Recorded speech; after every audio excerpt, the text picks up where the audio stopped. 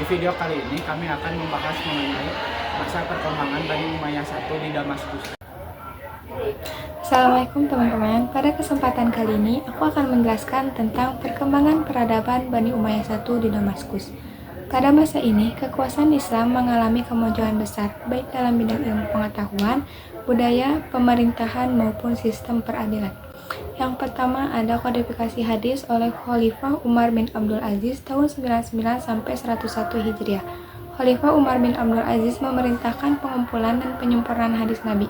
Hal ini dilakukan karena pada saat itu banyak hadis palsu yang dibuat untuk kepentingan politik oleh berbagai kelompok seperti Bani Umayyah, Khawarij, dan Syiah.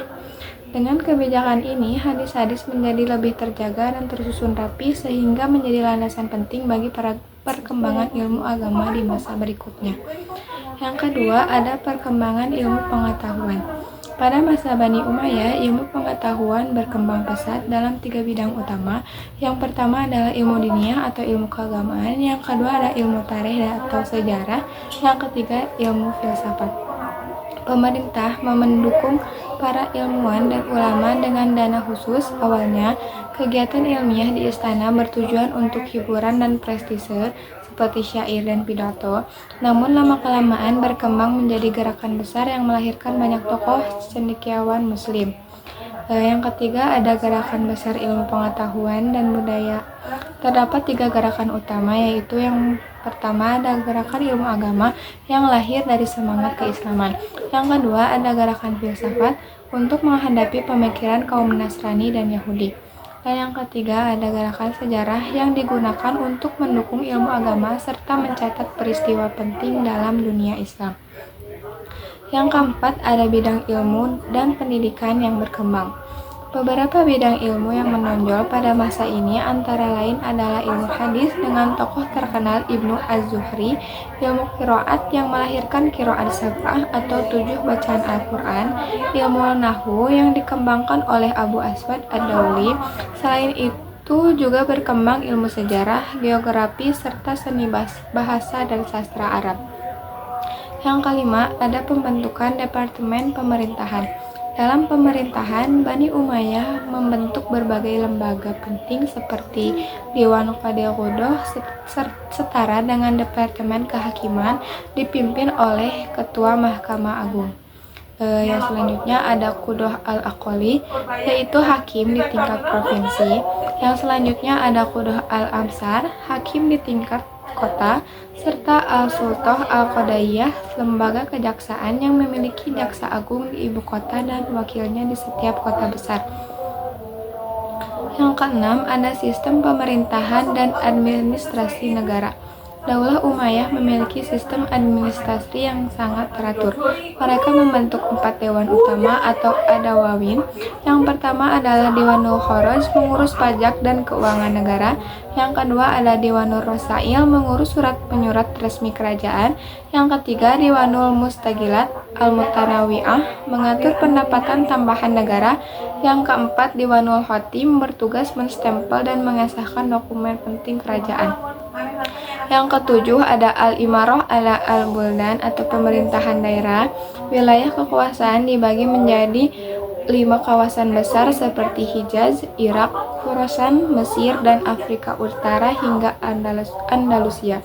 Masing-masing wilayah dipimpin oleh Amirul Umara atau Gubernur Jenderal. Kebijakan ini menjaga kesatuan politik di seluruh daerah kekuasaan Islam. Yang ke-8 ada Barid dan Syurtoh. Muawiyah bin Abi Sufyan membentuk Barid, yaitu sistem pos pertama dalam administrasi Islam.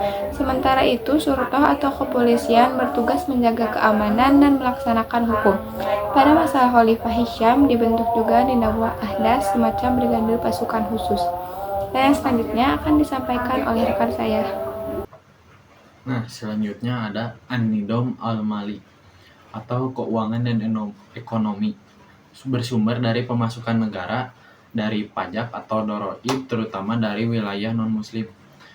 Dana negara digunakan untuk yang pertama gaji pegawai dan tentara, pembangunan pertanian dan irigasi, biaya perang dan tawanan, hadiah bagi ulama dan sastrawan, serta dana rahasia bagi pemerintahan. Lalu yang selanjutnya ada An-Nidom al-Harbi, yaitu pertahanan dan militer. Tentara dibentuk dengan sistem militer atau Nidamut Tajinil Libari. Angkatan darat dan laut dibangun dengan kuat. Armada laut dibentuk oleh Muawiyah untuk mempertahankan wilayah Islam dan memperluas dakwah ke berbagai negeri. Yang selanjutnya ada An-Nidom al-Qadai atau sistem kehakiman. Pada masa ini kekuasaan pengadilan dipisahkan dari kekuasaan politik. Para qadi atau hakim memutuskan perkara berdasarkan ijtihad karena saat itu belum ada mazhab fikih seperti sekarang. Ada 3 lembaga utama, yaitu yang pertama ada Al-Qada, yaitu memutuskan perkara agama. Yang kedua Al-Hisbah yang menangani urusan umum dan pidana cepat. An-Nador fil Madolim, mahkamah tinggi yang mengadili pejabat perkara banding. Sidang dilakukan di masjid, dipimpin langsung oleh khalifah dan dibantu beberapa pejabat seperti qadi, fuqaha, dan penulis pengadilan. Yang selanjutnya adalah jabatan al-hijabah, yaitu pengawal khalifah. Dibentuk setelah terjadi pembunuhan terhadap Khalifah Ali dan pembunuhan terhadap Muawiyah.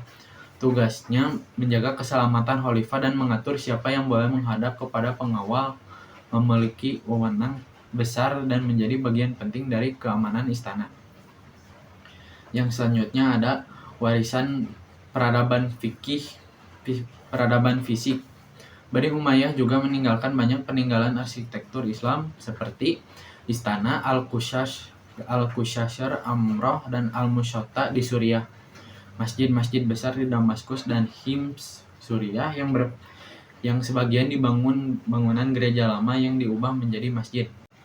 Nah, dari beberapa penjelasan yang kami sampaikan sebelumnya, dapat disimpulkan bahwa pada masa Bani Umayyah di Damaskus, peradaban Islam berkembang pesat di semua bidang: agama, ilmu pengetahuan, budaya, pemerintahan, dan hukum. Sistem pemerintahan mereka menjadi dasar bagi kemajuan peradaban Islam di masa berikutnya, terutama di masa Abbasiyah. Terima kasih yang sudah menonton videonya. Jangan lupa like dan subscribe.